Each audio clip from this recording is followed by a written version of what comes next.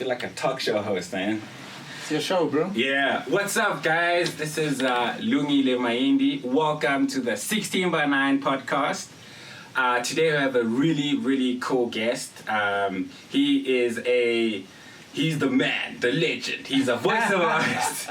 He's an actor. He makes music, and we work together sometimes on promos. And I thought it was a really good idea for me to bring him to the podcast so that you guys can get to know a little bit about him and what he does. So how you doing, man?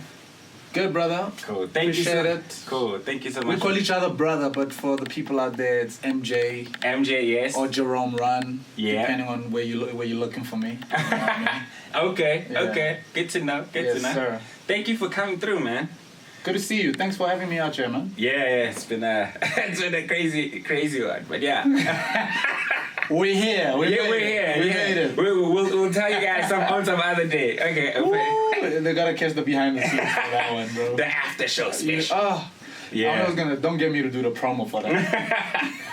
Yeah, man. Okay, so this is a 16 by 9 podcast, and basically I called you here because I'm passionate about film and TV, and I feel like a lot of people, like back in the day when I was living in Springs in East Rand, I had no idea how to even start. You can't. I didn't even know about Google, and I was like, yo, I want to get into film and TV, and I had no idea, and I started this podcast because I was like, you know what, I want to do this, shoot videos, shoot the podcast, and put it out there, and talk to different people about how to get into the industry, because it's like, for some people it's a myth, man, be working in TV, like, especially when you're black. It's like, where the hell am I gonna buy a Mac, man?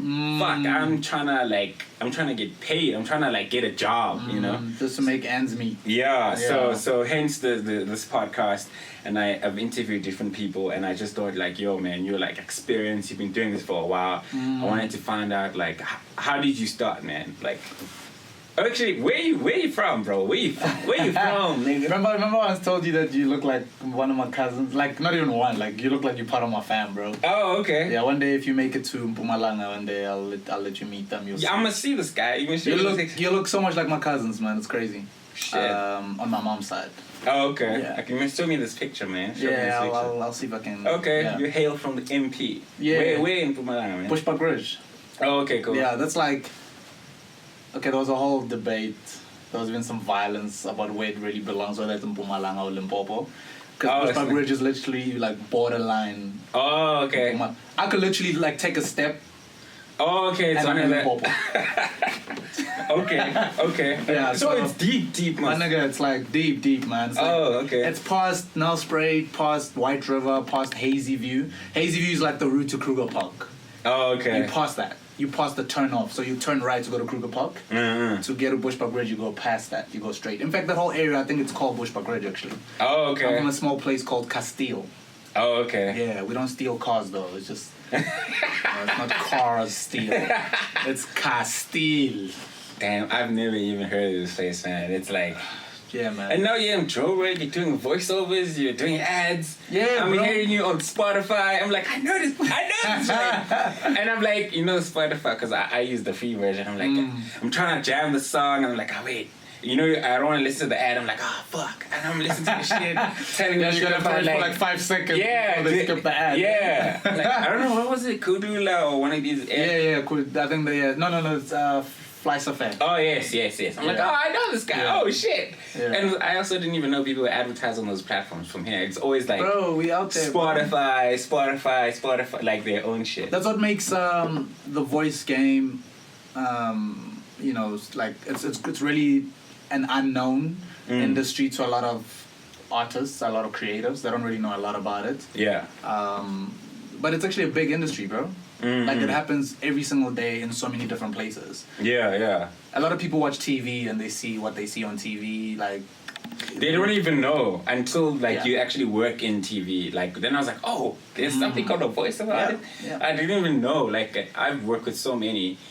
And I always think, like, where do these people come from? How do you even start, dude? Like, how did you get I was very fortunate, man. Like, Sorry, bro. Okay. When I was still in Bushbuck Ridge, I already had that passion For TV. for TV, for Okay. acting, Okay. for performing, performing arts and all that.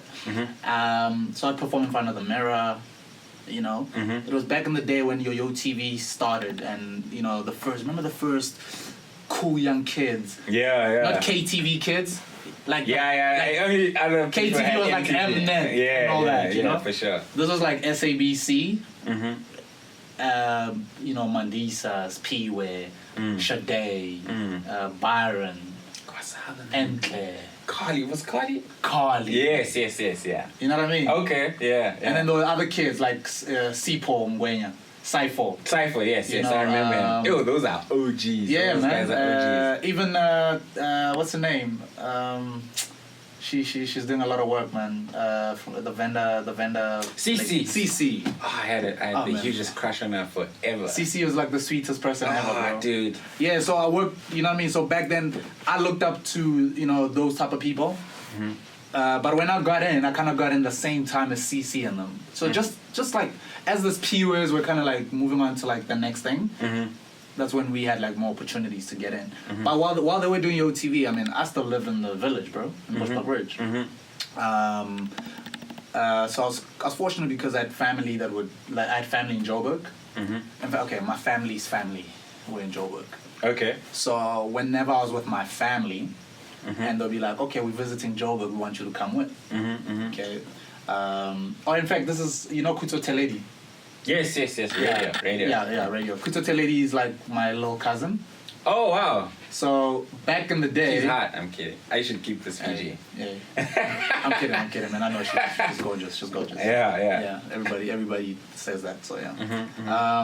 So her family would invite, like, whenever for instance, if they wanted to, go somewhere.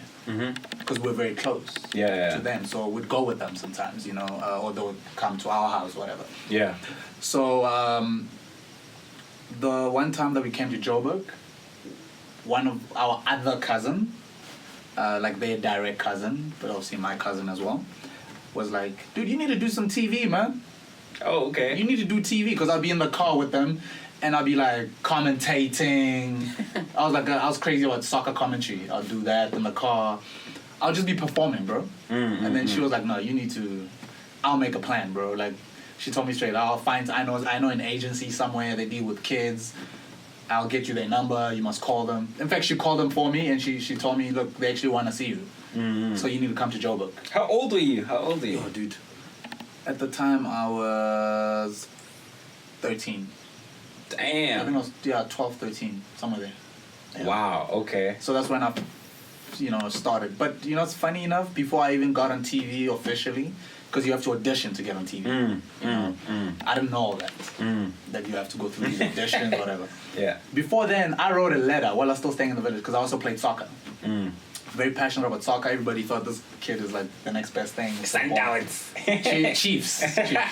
Okay. Yeah, my coach. Okay. Dr. Kumar. Yeah. So I wrote a letter to SABC Sports back then. It was called Mabaleng. Okay. I was watching TV one day on a Saturday after a soccer match, and I'm like, listen, if you're anywhere in South Africa and there's something you want to tell us, you want to write a letter to us, write us something, tell us about yourself or whatever, and we'll pick the best letter, and whoever wins, we come into your town. Hey. I wrote a letter randomly. I didn't even tell nobody, not even my mom's, bro. But I wrote the landline. Yasakai. Wrote it. 2 weeks later, I'm watching the same show, dude. Yeah. And they're reading my letter. Oh, live on the show. Dude. What the hell? Dude. They're like, oh, we've just picked out the best letter. It's from this 12-year-old from Bushbuck Ridge. They read my letter, bro, live on TV. Oh, wow. That must have been like... It was powerful, bro. So the content was me saying that we need to get more soccer coaches and talent scouts coming out to Bushbuck Ridge, because it's like a rural area. No one really comes there to like source out talent or whatever. And they really liked that letter. Dude, they came down, and the crew came down, and they interviewed me. You lie, bro. Yeah, bro. So this is like I've done this. This is like a calling, man, from like a young age. Yeah, bro. So that was my first experience with TV. And then from there, I was motivated. I was like, Yeah, I can so obviously imagine. they showed it on TV, and I was just waiting for something to happen. Like, is someone gonna come and find us here? You know. No one came to find us. Snap. And then fast forward to when my cousin was like, "You need to find." Oh, okay, this is the cousin thing happened. Yeah, that came after. Okay. So now the cousin thing was real because there was a specific place I had to go to, which is an agency. I end up in Hyde Park at some agency called Characters. I get in there. They're like, wow, great stuff, man. But we deal with ads. We focus mainly on adverts. You know, I was like, no. I told them straight, that's not what I want to do. They're like, well, what do you want to do? I'm like, I want to be on TV presenting. I want to be on Yotv or KTV. That's what I said. They're like, wow, okay. They were quite impressed that I'm quite sure about what I want to do. They're like, okay, we know the right person. So they hooked me up with an agency called Professional Kids. Okay. Professional Kids put me on. They called them. They said, yeah, can you make it now? Can you come now? So we leave Hyde Park. This is me and my dad and my mom's. Now my dad lived in Polokwane. We lived in Bushbuck Ridge. Wow, okay. My mom had a car. So me and my mom get in the car. We drive 2.5 hours to Polokwane. Pick up my dad because he knew Joburg. We didn't know. Oh, snap. Yeah, so that's another 2.5 hours from Polokwane to Joburg. Then we're driving around. We went to Hyde Park. That obviously didn't work out. Now we drove to Melville to Professional Kids. We get there, it's closed. We were just late because we were lost. Oh yeah, I can. Trying to find specific. This is like address. Pre-GPS. Oh my nigga. My nigga. Snap. Yeah, no, GPS was 10 years later, bro. So we didn't find it. Obviously, I cried. I was very disappointed. Then they said, then obviously we knew that they'll be opening up on the Monday. This was like, I think it was Friday. They'll be opening up on Monday. I decided I had to go back home. Oh, because of school. No, I lived in Bushbuck Ridge. Oh, okay. Oh, yeah, obviously. Oh, because you were visiting. No, we're coming to Joburg for that specific Just for thing that. and drive back. Oh, my God. So we drive back. The following week, I come back after confirming with them that I'm coming. Another 2.5 hours. Yeah, well, it's 2.5 hours to Polokwane and then 2.5 hours because we have to drop my dad back off and still drive back to Bushbuck Ridge. So same thing again. Came back the following week. Came back with a cousin this time that her parents also wanted her to try out and stuff. We both went in there, got in there, did the audition. You know, when casting agencies used to do auditions back in the day, I don't think they do them anymore. Now they kind of just like look at you like, okay, yeah, well, okay, cool, you're in. Pay a certain amount. But back then, dude, you had to audition to be in an agency. It's not like just taking like 1,000 people. They took specific people that they believed they could work with. People that would book jobs, you know? Yeah. So I auditioned for it, and I was lucky to be signed into the agency, and I had a 6 weeks training course. So the following Wednesday, I had to come back to Joburg again. It was back and forth every Wednesday. Yeah. 6 weeks, eh?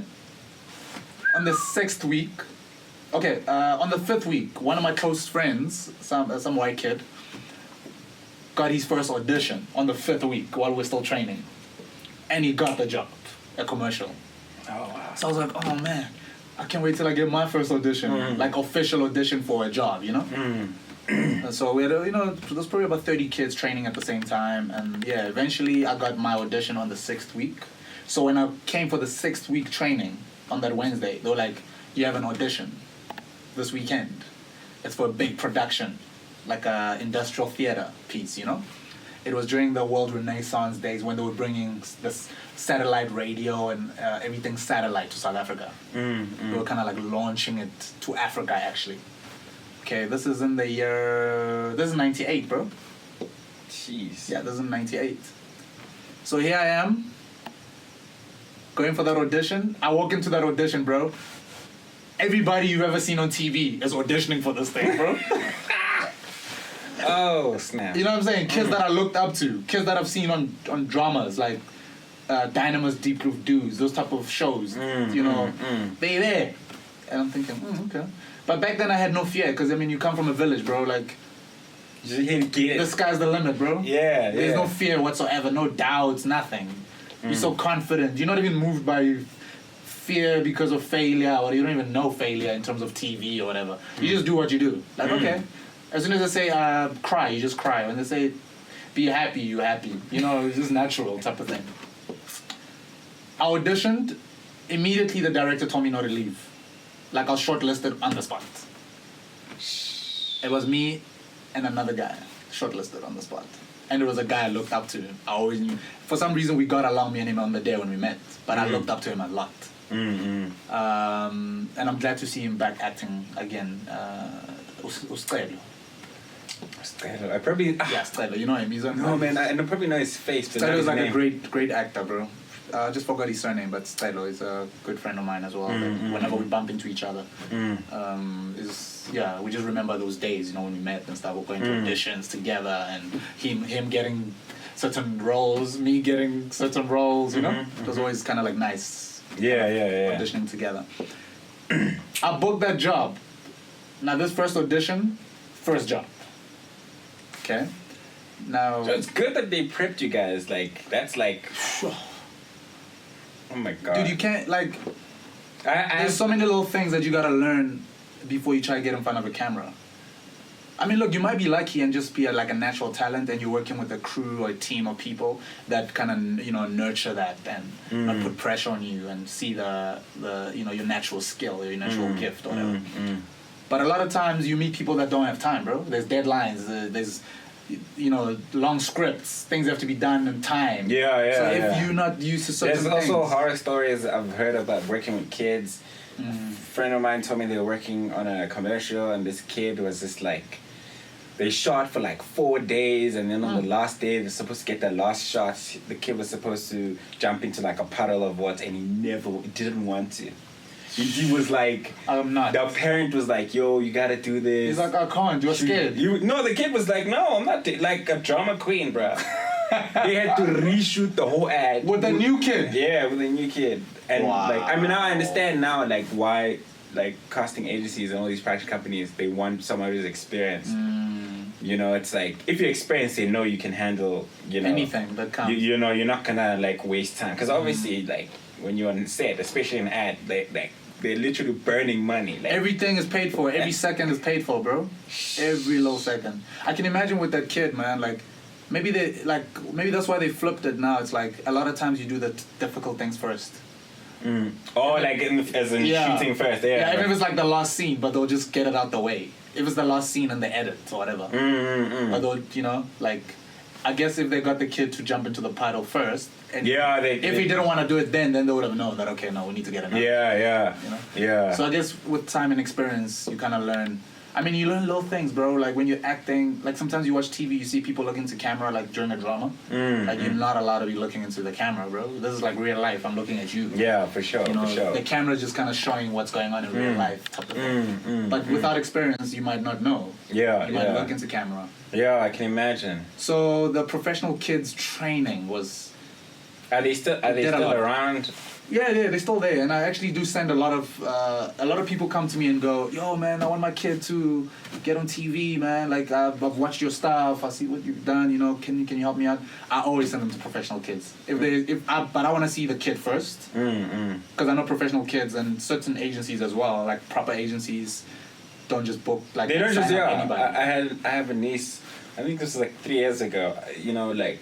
Obviously, when you work with voiceover artists, you realize, oh, there's so many agencies, Intertalent, Owens, and then I was trying to like get my niece into one of them, and then like it was so hard. I was like, damn, okay. And you were in the industry. Yeah, and it was like, yeah, you know, and like in my family, I'm the only one working in TV, so anything that has to do with TV, everybody comes to you, calls me, and I'm like, trust me, man. I've been through that. Like I've literally been through that as well. Like. A lot of people, not even just family people, like friends, older people that would want their kids to come on, you know, TV and stuff, would always be like, "Yo, hey!" And they think you're the plug. You can just say, "Ah, no, my guy doesn't get." As long as with you, is singing for you. But it's not yet, like that. not yet. It's not like that. Until we've got our own production companies, you know, where we are the The the decision CEOs. makers, for you know, sure, yeah. for sure. So man, that really helped me a lot, man. Like through professional kids, I got exposed. So I got that first job. We had to sing, dance, and act. Yeah, and Nelson Mandela was on the finale, the last show. Nelson Mandela was sitting right there, bro. He was like, I had a monologue. It was I call it a monologue because I was alone on stage, but there was this big screen.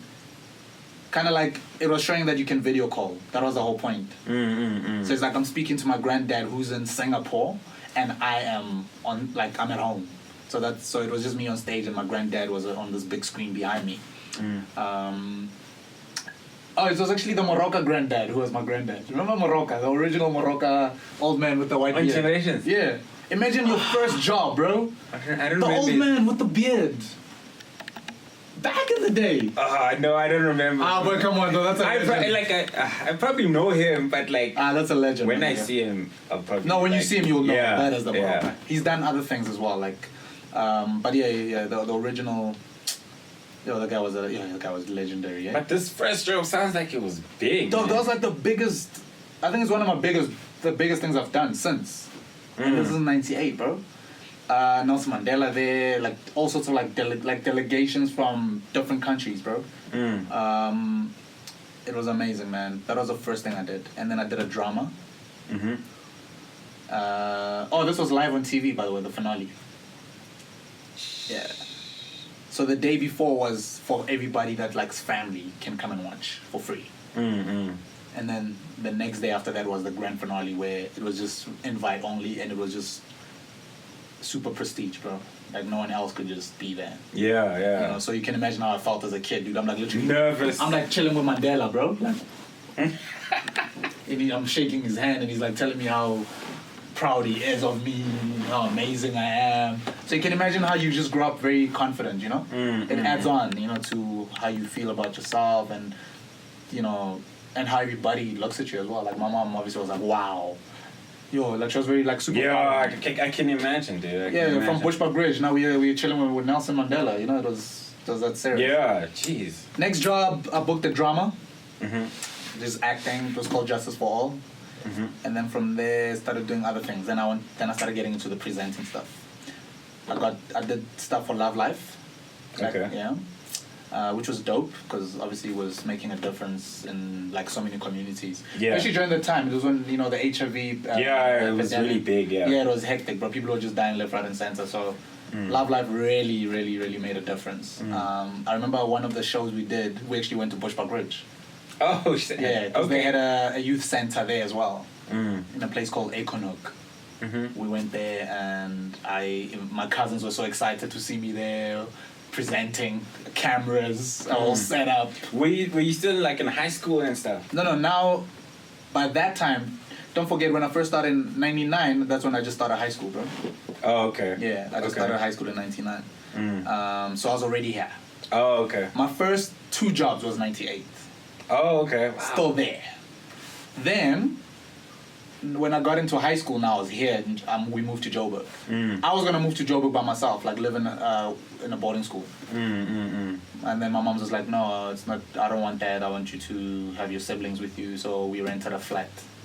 And then my siblings came with an older sibling to look after us, because I mean we're really young. Yeah. And then a year later, my mom bought a house, like a repossessed house. She resigned from teaching for like 25 years teaching. She resigned. So she got like a package. You know, they get a package when they resign. Okay. So she used that package to buy that house and renovate it and stuff. And it was repossessed, so she got a very good deal, and it really helped us out. Now we moved from the flat to the house. That was like late '99 towards 2000. Yeah. So in '99, I was doing a lot of presenting stuff and traveled a lot with Love Life. So now that's where I got my first experience with voiceover. Oh, okay. Voiceover work, because now you're presenting a show, there's lineups, or there's, like promos for the show. There's inserts that need a voice over them. But I didn't realize that I didn't know that voice over work is an industry on its own. Yeah. It was just like, okay, I'm a presenter. Okay, we need you to say this over that. Okay, done. It was not like a separate fee or whatever. Yeah, it was just part of the whole thing. Yeah. So, and then as time progressed, I did more presenting. Ended up doing Yotv, by the way. Oh, wow. Yeah. Your streak is just like... Yeah, no, trust me. I did Yotv. And when I did Yotv, at the time that I did Yotv, I didn't really have to do it anymore.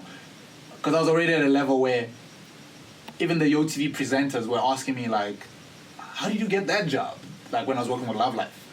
They would have loved to work with Love Life. Because I remember we did a workshop together. It was, in fact, yeah, but we had to drive in a bus with like people from overseas during like it was an awareness campaign of some sort. They had like jazz artists like Harry Belafonte. Oh, my jazz, no, it's just whack. Oh, okay, but trust me, people. Yeah. Yeah, people know who Belafonte is. Okay. Yeah. He's like a legend. He's like a legend, American guy. So guys like him were here. We had to like be with them, and that's the first time I worked with the Yotv presenters. And obviously we chat, and we talk about like how much you get paid for certain things, and they were like shocked how much I get paid. And they were like, no, when I come to where you at, stuff like that. Imagine, bro. Yeah. 3 years or 4 years, 3 years before that, I'm like, I want to be where you guys are. I didn't even know them. I was in Bushbuck Ridge. 3 years later, they're telling me they want to be where I'm at. Do you get my point? Like, God was just, man, like I believe in God, bro. Like, whatever happens, I know God is there. No matter, even if I'm messing up or whatever, I know God is actually there. Saving me from my own crap a lot of times. You know what I'm saying? So, even that, with all the things that were happening, God just had, like, a special hand upon me, just making things happen. I mean, this whole thing chose me, man. I was just doing it for fun, and I had that like vision, like, oh, I'd love to be there or whatever. But how it happened, dude, it just happened it just happened like that. It's like insane, man. Yeah, like... cousin's like, hey, I can hook you up. Oh, the next minute I'm on TV, bro. And this thing is happening, and I'm getting paid. And I'm contributing at home, and I'm... Yeah. You know, my mom knows that, okay, there's a check that's going to come in from the youngster, you know? Yeah. Wow. And she was a very, like, hardworking lady, so, you know, that helped. Wherever she, you know, couldn't cover, that really helped. I mean, pocket money and things like that, I never had to worry. You know? So, yeah, man, that's how I really started doing all this stuff, man. And I was very fortunate. Love Life funded a whole trip to New York City, bro. Dude. To New York City. But that was a special trip for me because this was in 2000. Okay, now I'm in grade 9. 2000. I just get a call from Love Life. Hey, MJ. Would you like to go to New York? I'm like, yeah, of course. Why this is special is because in my bedroom in Bushbuck Ridge, for years, there was a poster there. I don't know what that city was, bro.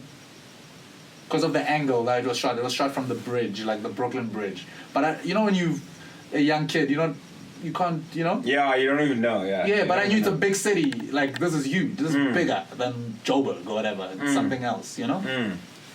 That New York poster was just there, bro. And I always woke up and I looked at it. I was like, wow, okay. That's an amazing looking place. And in 2000, I'm there, bro.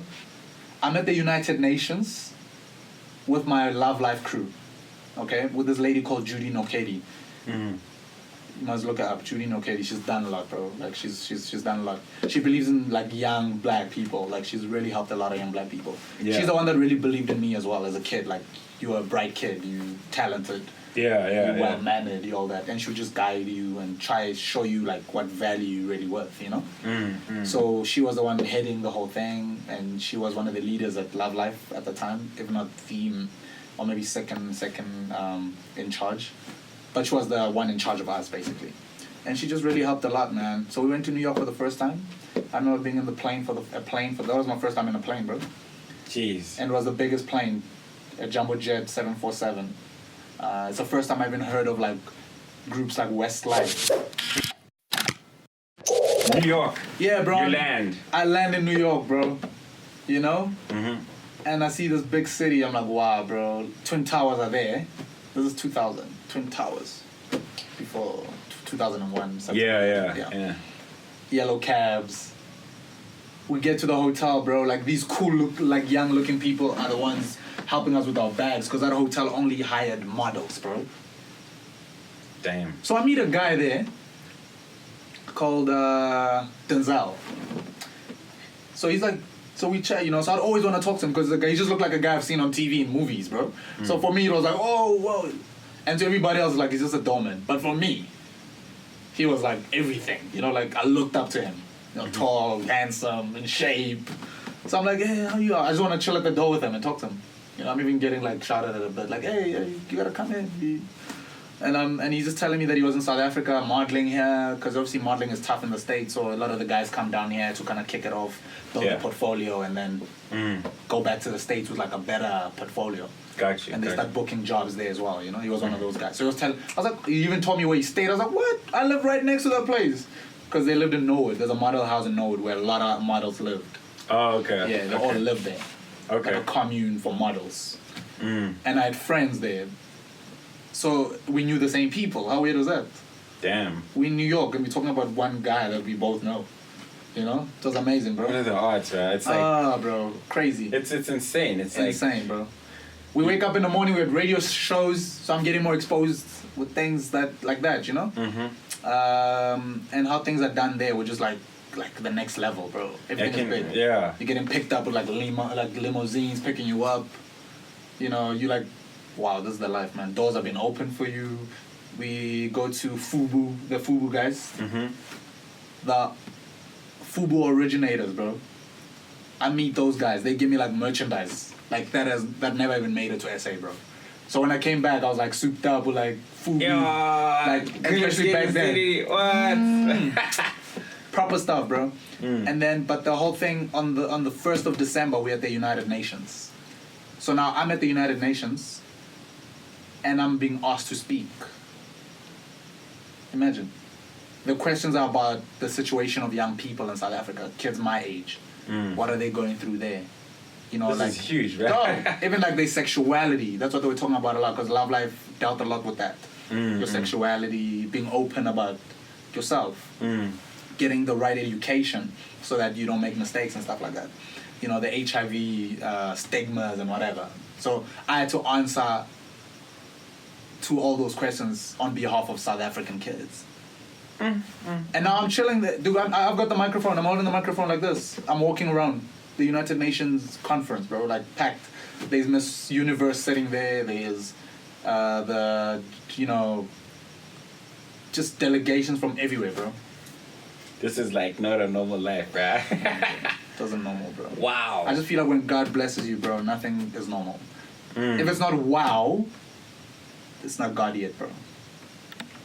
Yeah. Yeah, because God wants us to do wow things. Because that's what's going to change the world. That's what's going to make people believe that anything is possible, type of thing. So it really, really, that shaped me a lot. Oh, man, we came back from New York. Obviously saw Times Square and all these places that you've always seen on TV. I finally saw that bridge that was on my poster. Crazy stuff, bro. Came back. Obviously, more Love Life work, presenting. More voiceover work without realizing that it's work. Like voice is work. But I guess it was preparing me for what was to come. Yeah. Let me fast forward to like a whole lot of more other stuff that I did. More acting, more presenting. I could never crack commercials back then. I actually hated commercials. I never wanted to go for casting and stuff like that. So I kind of just put commercials to the side. Like, I'm cool with that. Because I was getting a lot of presenting stuff. I was getting a lot of acting stuff. I was good. So, yeah, man. Fast forward, obviously the soccer thing was also still happening because I'm at school. I'm playing football and stuff like that. So come 2000 and... Let's say 2001. Yeah, 2001. I'm juggling a soccer ball at the flat. But I was no longer staying at the flat, but I still had friends. Oh, okay. Yeah. So I went to the flat and I'm just chilling there. So I'm juggling the ball and stuff like that. And this guy sees me playing there. And he's like, got some talent there. Okay. Would you like to go to Turkey? I'm like, what? Yeah.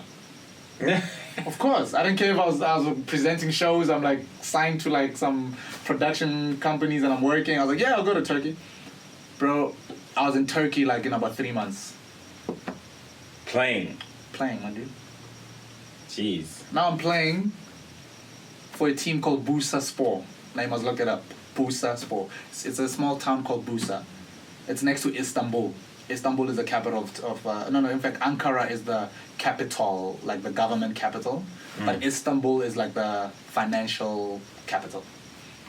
Now, to get to Bursa, you gotta go through Istanbul and then you take a ferry where people park their cars onto this boat and everybody gets on it and then we go across this huge lake and you end up in Bursa. Now, I've left everything behind me. I'm playing football. For how long now? I was in Turkey for 9 months. At the time, I'm 15, and I'm playing against 19-year-olds. Like it's an under 19 team that I was playing for, Bursa Sport under 19. Because that's all they have. They got under 19, then they got first team. Oh, okay, I see. And guess who's in the first team of that team? Shoes Mushreu. A guy I looked up to, John Shoes Mushreu, who won the African Cup of Nations in '96 with Bafana. Jeez. He's like my idol. Him and Dogtime, these guys. I'm playing in the same team as that guy. He hears about me that there's a new kid from SA that's playing. They train where we train. So when they come for training, we train in the morning, they train later in the day. Yeah. So later in the day, and it was very humid though, so I got a bit sick. So he came to see me. Man, it was amazing, bro. Shoes Mushreu shows up in my room, bro. Knocking the wow. Like, hey, how are you, man? I heard you here. I thought let me welcome you. You're gonna do very well. I heard good things about you and da. Like, so now imagine TV and all these things are after all this other stuff. It's like now I'm in another world, bro. I'm in a different world, bro. Like, cause Turkey, Turkey's like half Europe, half Mid East. Or like half Asia. That's what they say, half Asia. But that's where a lot of biblical things happen, bro. That's where your Persian Empire was. So for me... Sure. Dude, I'm like shocked right now, my jaw. Oh, bro. Being the kid that grew up reading the Bible and things like that, you just know that Syria is not far from where you at. And Syria is like very biblical areas and very historical areas. You like right in the middle of all that. Iran and these places are like right there, dude. These are places where biblical figures walked, according to the Bible, you know what I mean? Yeah. So it's for me it was just deeper than just being there. It was like, wow, man, wow. And your parents just let you leave, just go play soccer. It's like, yeah, wow. And there was no school there, bro. My initial dream was soccer, bro. I've always been a soccer kid. Okay. The TV thing just came out of nowhere. Me just like loving watching TV and then, emulating what they were doing. And then my cousin saying, but I've always wanted to be a soccer player. That's what I wanted. Wow. And now I'm playing soccer, bro. It just happened. Like, I never did nothing for it to happen. I just was playing soccer every day, juggling the ball, playing for the school, playing for a club in my neighborhood. And then now I'm in Turkey. So there were certain things didn't go well there. It had nothing to do with soccer. It was all political stuff. The guy that sent me there put me in the hands of another guy there that was messing up the deal, because he wanted me to sign under him as my manager and cut off the other guy. And for me, I didn't want to do that. Because I believe you treat people right, you honest with people, so I was like, I can't. This guy would come to my house here in South Africa while I was in Turkey playing, trying to convince my mom and them to sign. Because he dealt in textile. He wasn't really a soccer guy. He just was trying to take advantage. He had the money and the connects. Oh, okay. So he wanted me to sign under him. And then ultimately, screw over the other guy. And then he would make the money. And he wanted us to do a 50-50 deal for 5 years. Imagine, 5 year, 50-50, and I'm playing. And he didn't even know nothing about soccer. So it was like, and the club was taking care of me. I was staying at the clubhouse. Yeah. I was eating their food. And I can imagine, even when you were in TV, your parents don't know much about it. It's like it's the same thing. it's like how are they even you know, they want to protect you. How like it's hard, bro. there's no rule book on how to like guide you because we just trusted my agent. You know. Yeah, and there were like a bit of, you know, disagreements between my mom and my agent. Because my mom would know that, okay, but he worked. Where's the money? Now the money's a little bit delayed. Now she's fighting my agent for the money. You know, it's like, what's going on? Then you can see the agent and my mom were not getting along so much. I was kind of like the peacemaker. Like, Mama, no, it's fine. I just want to do this, man. I love this. The money, I'm not even thinking about the money. Yeah. So that's what happens when you do these things, man. Like try to get on TV or even play soccer or whatever. There's even... You just want to do it for love, bro. Yeah. But that's the problem with being an artist, though. You're blinded by your passion, you know? I was talking, I think in the first episode, I was talking to the other actors about, like, now, you know, some actors are asked to audition, like, female actresses are asked to audition at, like, some dudes say come audition in my house or come audition at a hotel. Like, that's dodgy. It's like really dodgy stuff. Or like some agencies would want you to pay to join. You know, and I always hear stories about, I think I had a girl at this meetup that I ran and she was like, yo, you don't have to pay agencies to join. Because there's a lot of these like shitty agencies like fly by night that are just like, yo, pay 1,000 rand, we'll take photos for you. Like, how do you, if I'm out there watching this, how do I protect myself or my child from, because as much as you can put your child into an agency, how do you protect your child basically? Well, how would you advise other people? I feel like with anything, man, you just gotta get the right information and you gotta ask questions, bro. You know, don't go in there desperate. People take advantage of your desperation. Trust me, even right now, I'm sure there's people taking advantage of me as well. There's moments where I'm sure I've been taken advantage of. But you get to a point where you kind of calculate everything. Like, okay, they should be paying me a bit more for this. But let me do it. Let me build this relationship. You know? Let me do it because it's going to help me get to the next level with other things. Or like that company. But it's about asking the right questions and being professional and them being all open with you. Like, a lot of times they'll tell you that we don't really have much of a budget, but we really like you to do this. It could be BS, but if it's not harming you in any way, and you seeing the benefit beyond that, I'd say definitely go for it. Yeah. But it's just about understanding. There's also industry standards, bro. You need to speak to other people that are also doing that. And see how much. Yeah. You know, like, oh, how much do you normally make, bro, for something like? How much would you charge for something like this? Like with voices, there's certain fees that we know, like you can't go lower than that. That's a starting fee. Standard, you know what I'm saying? It's gonna be from there or more, nothing less than that. You know, but a lot of times people call in like, hey, we don't really have much of a budget. This is where we're limited, but we'll give you this, and it makes sense. Yeah. And then you and your agent together work it out. You know, and you also need to have an agency that looks out for your best interest as well, because you know, some agencies might take advantage of you, like give you a certain amount of money when they're meant to give you more. So just, you gotta be honest with your agency as well. They gotta show you there's paperwork that you can look at. And your agency is pretty huge, man. Owens has got like a lot of people. It's like, I'm sure there are other agencies, but that one is like, it's got like the creme de la creme of like... Yeah, I was gonna say that. Owen doesn't have a lot of people. But yeah, I mean, it's like Real Madrid. It's like Real Madrid. Real Madrid of agencies, yes. Yeah. Real Madrid has got a certain number of players. They don't like fill up like other teams will have like 50 players, whatever. Real Madrid will like, okay, you know what, we'll keep our players at 35 or 30. But each player there will do damage in the league. Yeah. Like everyone, when I go onto the website, I'm just like, damn, all the like. You know, like all the people there. I was very lucky to get into that agency, bro. You know what I'm saying? Because no one really... What you've done previously... Because when I came back from Turkey, there was a gap where it's like, now I'm back from Turkey. I'm trying to break into TV again. Because don't forget, 9 months period can be a very long time, bro, in TV. In the industry. Because one person gets a chance in your role, and if they nail it... you gone because now people are used to his face. They Yeah. can't just remove him and put you back on. It's not that easy. So you gotta be very consistent with this game. You know, you gotta stay relevant all the time. You know, if you're not doing TV, go do some radio. If you're not doing radio, go do some voiceovers. If you're not doing voiceovers, go do some acting, like theater acting, whatever. There's so many things you can do, but you just gotta stay relevant. That's important. Yeah. So during that gap, I went through the period where I was struggling to get work. Yeah. So I started doing other things. You know. Then I was fortunate enough, while I was getting I got like little jobs and there.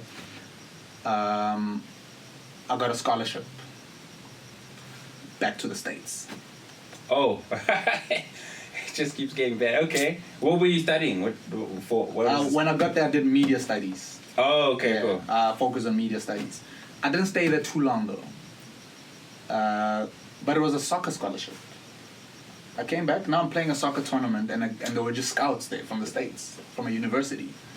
Oh wait, I don't understand. So you got a scholarship for media studies? No. I got a soccer scholarship. Oh, okay, cool. And then I choose what I wanted to study. Oh, so you play soccer while you study something else? Yes. Oh, They wanted me for soccer. Yes. Don't forget, I'm back in SA. I'm going to school and I'm doing TV stuff. Now I'm doing Love Life games. I'm working with Love Life. Love Life put me back on. Now I'm doing Love Life games with them. Which is like it was a weekly show. So we travel everywhere, different provinces.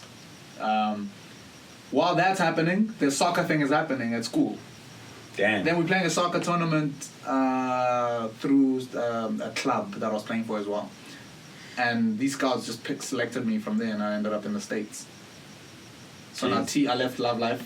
I'm in the States because I always wanted to play soccer. So every time the soccer thing came, I dropped everything. I was like, soccer. But obviously, I made sure that I finished my. Luckily, with that, it was only starting later in the year, in August. That's when in the US, where after the summer break, you go back in August. You carry on studying in August. That's like a long summer break. So during that long summer break, I was wrapping up stuff, and everybody knew that I'm traveling for a while and stuff. So when I was there, I did media studies. So focus a lot on communication, on public relations, on broadcasting and things like that. But I was focused on soccer as well. So when I came, and then I came back from the States, the soccer thing just was not happening, bro. I really wanted it to happen, but there was just always glitches with the soccer thing. I was like, you know what, it's fine. I was meant to change schools. Instead of changing schools, I was like, it's fine, I'm going back to South Africa. Came to South Africa. Hard to find work, TV again, because I was in the States longer. Now, I get a job. I started selling insurance. You see, now that's the thing when this type of industry, bro, it's always good to study something that you can fall back on. Back up, yeah. Yeah, it's important. Because this industry is based on talent and experience more than a lot of things. Yeah. You could have a piece of paper, but it doesn't mean anything. You know? People might hear you out, but you're going to have to start from the bottom either way with your piece of paper. Yeah. So it's good to have... I'm not saying don't study acting or do that. Yeah. You know, perfect your skill, but study further, bro. Yeah, You know, back up. Yeah. If it was just acting, diploma, degree, go further into it so that you've got a proper backup, so that you could be in managerial positions or executive positions based on your education. You know, you get those opportunities to be at the SABC on a higher level or whatever. Yeah. You could be a lawyer and work at the SABC. Yeah. On a higher level. Yeah. You know? One thing I've noticed is like some of the voiceover artists that we work with, like some of them actually have like 9 to 5s, and they would like they're not fully like doing voiceovers or you know or acting or they whatever. don't believe, bro. They don't believe. You don't think so? You know what it is, bro. You need to. Okay, look. Not what worked for me might not work for everybody, but for me, I feel like this industry, you know, this creative media, TV, you know, industry really chose me because whatever I try doing, it keeps opportunities just come more when I'm not in it. Yeah. You know what I'm saying? Like when I came back, I sold insurance. While I was there, opportunities started coming, and I really needed to focus on it. I stopped selling insurance. I tried to do a few things. You know, this idea I'm also making music. You know, there's always all around. I'm making music, trying to get that off the ground. Okay, then it's taking like forever, not enough money. then I get another job, you know, started working for a government department of transport, and I'm there, you know, and we doing some contract stuff there. When that ends, then I'm not doing anything for a while. I'm going for a few castings, not getting jobs. Your time is moving, eh? Now you're at home, you're staying with your family, and your mom's starting to look at you like, what's going on? A lot of actors and musicians will tell you this. They've been at that point where their parents were like, maybe you should just go back to school and... Yeah, everyone goes... Yeah, I can imagine. If you're a creative, if you're an artist, bro, you're gonna go through that. I don't care if you had a great start, whatever. Especially when you're like a child star type of thing. You go through that phase where it's just like nothing is happening. Yeah. You know, because you also don't get the right information from people. They don't tell you how to, like, hey, listen, you've been doing this for so long. Why don't you register a company, start coming up with your own ideas, consult with production companies, consult with media houses, whatever. Start doing your own thing and start growing. Don't just depend on auditions and getting work, because that can dry out. Yeah, because I mean, you're waiting to get picked. That's it. And it's like... It could be the next best thing, better than you. They might be tired of your face. And there's new actors. They might be tired of your voice. Every year. Dog. Yeah. So you're not told these things. When they like you, and that's it. They don't tell you anything else. We like you, want to use you. But when they're done with you, next. You can't blame them. They are. They don't even say anything. It's just quiet. That's it. It's about relevance out there. It's like, oh, he's fresh and new. People are loving this guy right now. They tired of that other guy type of thing. So it's good to have backup and start your own stuff. Shoot, like what you're doing with this podcast, man. This is awesome, bro. Like, we need more creators to be doing stuff like this. Thanks, Dave. Shooting stuff, you know, because this is you own this. No one can take this clip. Like when we're done with, like once it's cut and edited, no one can take it. It's yours. I never thought of it like, but yeah, of course. They're gonna have to call you before they use it. I swear, motherfucker. The day I win a Grammy, you could sell this. Bruh, stock footage. This back. I've given you so much info about my background. Yeah. You know what I mean? Like this, like E-entertainment, bro. They're gonna need this. Yeah. So we need to do more of that, man. Like. I don't even know what to say. I've like, channels for this stuff, bro. I don't even know what to say. You know, you walk into studios, you do a voice, people don't really know. Just like you've got your story, bro. No one knows, you know? They just see you there, they think everything's been great. Yeah. But you've had to go through so much to get to where you're at, man. And there's platforms like these. Yeah. That will let people know. Yeah. Even one day when we're no longer alive, bro, someone can watch this, it might pop up, and they're like, damn. It's like... This guy went, wow. Mind blowing. You know? Yeah. And I feel like the story just started, bro. Like, it's just gonna get better. You know what I'm saying? My next journey, probably traveling via music, bro. That's the next stage, you know? Yeah. And that's gonna open so many other doors, you know? Tell me about that. Okay, before I tell you about that, let me get to Owen. Okay, Owen, okay. Because meeting Owen gave me a new lease on life. I met Owen at a time where I'm selling cars. Okay? And I just needed, like, selling cars was a blessing as well, because a friend of mine was working at a dealership and he was like, yo, what you doing, man? I was like, yeah, you know, making music and but not much. I'm helping out. My mom runs a school, so helping her out, you know. He's like, okay, cool, come through. I came through there, started selling cars. So all of a sudden, I've got like a monthly income, like a stable monthly income, depending on how well I did, obviously, for the month. But there was a base and then commission.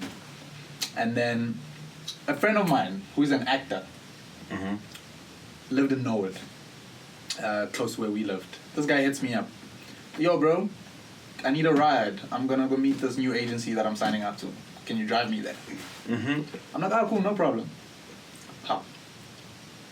When we arrived there, a young lady by the name of Catherine, you might know Catherine, when you used to book me back then, you'd book me through her, I think. Oh, okay. She used to work for Owen. When I show up there, I find her. I knew she worked for an agency. She had told me before that she's working for an agency. I should come check them out one day or whatever. When I pull up there, she's there, bro. Like, whoa. She's like, whoa, what are you doing here? I'm like, no, I just drove, the homies, yeah. She's like, oh my God. Then she, tells the guy, like, hey, remember I mentioned a friend of mine that's done a lot of work before? This is him. So he was very nice, like, oh man, oh, I've heard so much about you. I saw something that you've done, whatever, he mentioned a few things. I was like, wow, that's great. It's like, yeah, you should make time to come see me, like, next week sometime. Just call me and come through. Okay. I was just accompanying my boy because I don't want to be like forward now. I'm like trying to do my thing. I'm just chilling. I'm like, okay, cool. And I don't know what happened. I think the following week somehow we got in touch. I think Catherine kind of made it happen. Like that we must just get this thing going. And Owen just told me immediately when I met up with him, like, you're gonna do well. The first thing I want you to do, I want to get you on the voice bank. Yeah. Okay, now this is information I'm giving to anybody that's out there that wants to do voiceovers. Okay? It's important for you to be on the voice bank. So now you because that's where producers look. That's where I look. That's where, Yeah. That's key. Voicebank. Yeah. .coza. www.voicebank.coza. Yes. They should pay us for this bit. You'll pay us with your success, man. If I can see South African kids with using their voices, using their languages, like there's so many opportunities because we've got so many languages. Like so many radio stations because of so many languages. So that means there's a lot of work.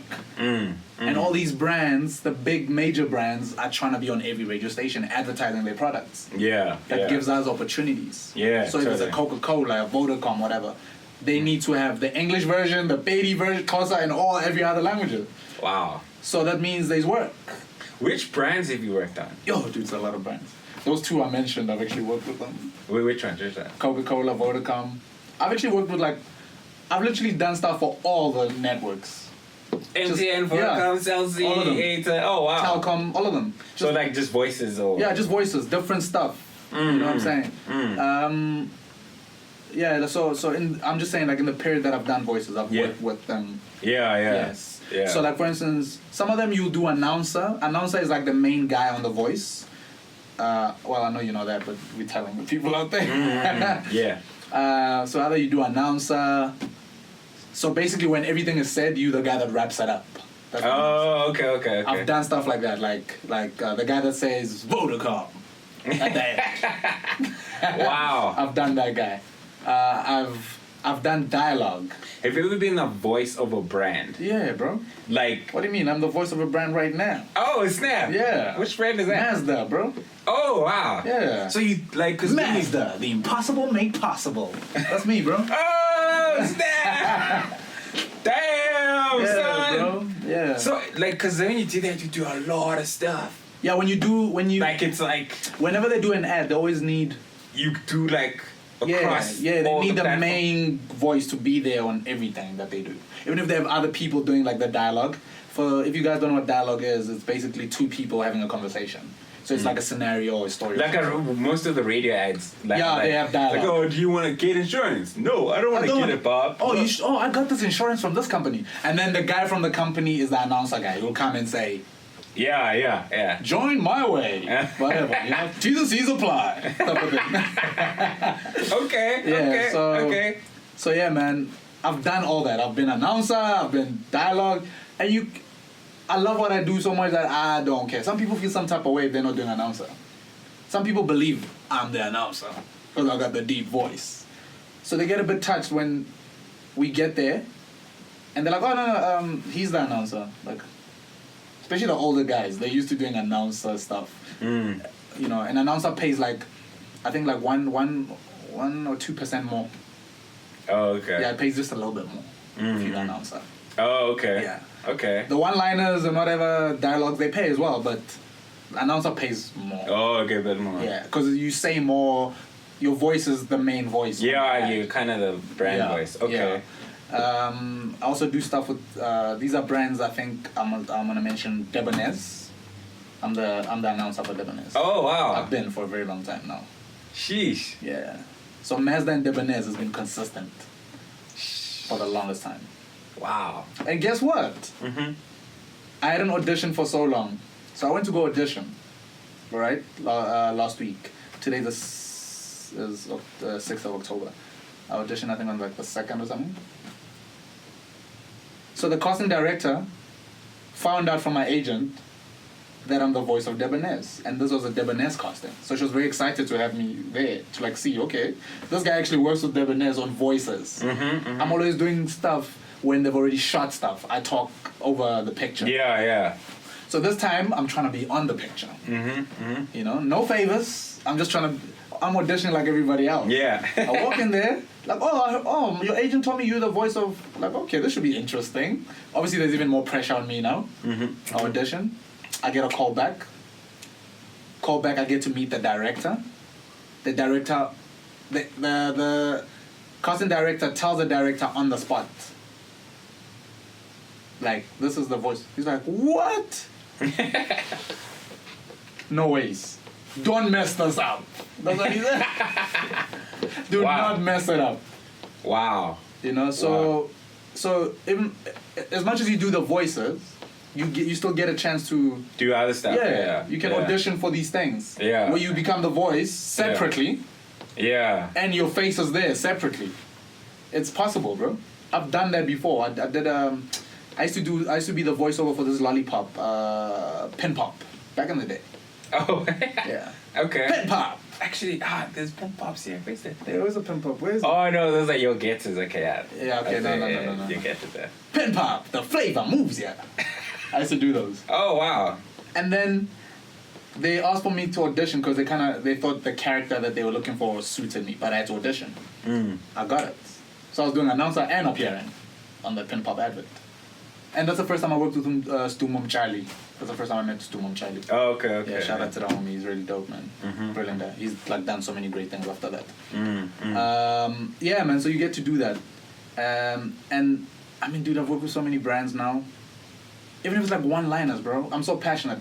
I don't care that I'm an announcer for this or that, or I've done big brands, whatever. Dude, you call me for like a not known brand, I'll be there. I'll do it. Because I've learned in this industry, bro, it's about do what you love. Everything else comes. Yeah. People chase money in this industry, and then you're gonna fail. Because you don't just come in and you start making big bucks. It doesn't work like that. You might be on Generations as an extra. And end up being the main guy on Generations. Yeah, like anything can happen. Anything. As long as you're there. Yeah, anything can happen, you know? Wow. Yeah, this industry is like weird, man. It's like it's like Hollywood. There's no rules. It's TV. Like it's like you can go like from the biggest star to like the lowest star to like, you know, smallest to the biggest, you know? And you can't take it hard, bro. I've never taken it hard or personal. You know, like, whenever I wasn't getting jobs, obviously it's not a nice feeling. You're like, oh, man. I just went and got another job somewhere else. I sold cars. But I knew that this is what I love to do. So whenever an opportunity came, like an audition, whatever, I'd still make time to go to those things. Yeah. And then you get it. Because when Owen put me on, dude, I was selling cars, and then I was getting calls while I'm selling cars to go do voices. So now God is at my back, bro. Voices were being done literally 2 blocks from where I was selling cars. For some reason, like, everybody moved to Bryanston. Like, everybody. I am telling you, companies that I knew were like in Rivonia, Randburg, all of a sudden they're like in my area. Do you get me? It's like oh man. It's like, that's how powerful I feel like my life has been, how God has been such a big part of my life, bro. It's like, I will take you to Bryanston to sell cars. Why? Because I want you to get into voices. So you sell cars. It's amazing, dude. It's amazing. It's like... And then, right now, like... I think I'm speaking to another voice. I was like, yo, man, what's a typical day for you? Because, like, there are so many audio, like, places. Obviously, there are busy days and... Not so busy. But, like, when a day is busy... Because there's so many studios all around Joburg. You'd be like, yeah, I'm in... Bryanston, Refinery, I'm in Randburg, I'm in Rivonia, Greenside, freaking Auckland, Rosebank. It's like I can imagine what's the busiest day like? Like what's the busiest with day? Voices? Yeah. The busiest day, bro, normally starts at like 8:30. Cause like you never really get an 8:30 booking. But when you get an 8:30 booking for a voiceover, you know it's gonna be a busy day. You know? Because also your agent, like we're looking at the schedule now. Your agent is looking like, okay, he's gonna have to do this voice. They wanted him maybe at 9:30. but we're gonna have to push it for 8:30. So he's pushing them like, can we do it as soon as possible? Yeah. Then obviously, on their side, they need to check if it's possible via studio bookings. But if it's doable, it gets done, bro. 8:30. Then you've got to. What I try to do is I leave gaps in between. Yeah, because you gotta have time for traveling. Yeah. You know. It can't be like 8:30, 9:30. No. You'll be like driving like crazy. Yeah, but it happens sometimes. If there's a lot of work to be done, sheesh, you have to do it, bro. And also sometimes, as you get better at what you're doing, and you understand the dynamics of being in a studio and working with different people, it gets done quick. Yeah, you're like a one-liner. Yeah, you walk in there.